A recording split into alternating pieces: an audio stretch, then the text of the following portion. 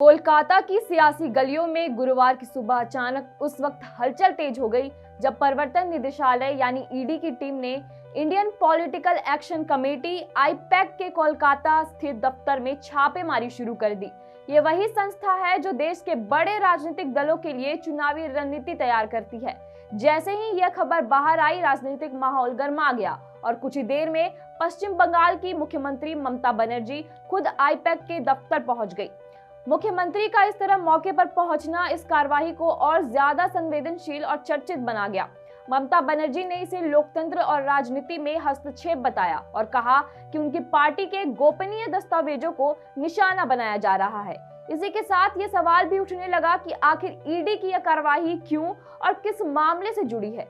सूत्रों के मुताबिक ईडी की यह छापेमारी कोई नई जांच नहीं बल्कि एक पुरानी कोयले तस्करी मामले से जुड़ी हुई है। यह मामला वर्ष 2021 का बताया जा रहा है, जब ईस्टर्न कोलफील्ड लिमिटेड क्षेत्र में कोयला चोरी और तस्करी को लेकर प्राथमिकी दर्ज कराई गई थी। इससे पहले वर्ष 2020 में सीबीआई ने भी इस मामले में जांच शुरू की थी। जांच में सामने आया कि 2015 से 2020 के बीच करीब 36 लाख मीट्रिक टन कोयले की अवैध तस्करी हुई, जिससे सरकार को लगभग 1340 करोड़ रुपए का नुकसान हुआ। यह पूरा मामला पश्चिम बंगाल के आसनसोल इलाके के कुनस्टोरिया और कजोरा क्षेत्र से जुड़ा है। इसी मामले में मनी लॉन्ड्रिंग की जांच करते हुए ईडी को कुछ ऐसे दस्तावेज और डिजिटल साक्ष्य मिले जिनका संबंध आईपैक और उससे जुड़े कुछ लोगों से बताया जा रहा है।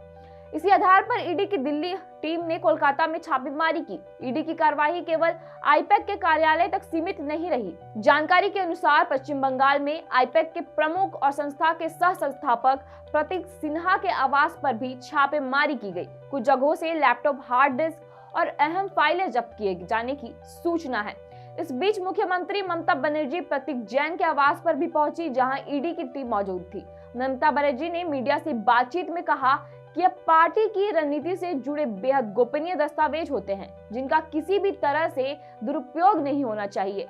उन्होंने यह भी कहा कि यह खुद फाइलें और लैपटॉप्स अपने साथ लेकर जा रही हैं ताकि पार्टी की गोपनीय जानकारी सुरक्षित रह सके।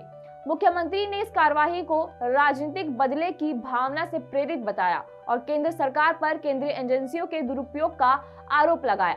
ममता बनर्जी ने इस पूरे मामले में केंद्रीय गृह मंत्री अमित शाह पर भी सीधा हमला बोला। उन्होंने सवाल उठाया कि क्या भाजपा अपने पार्टी कार्यालयों पर भी इसी तरह ईडी की छापेमारी करवाएगी।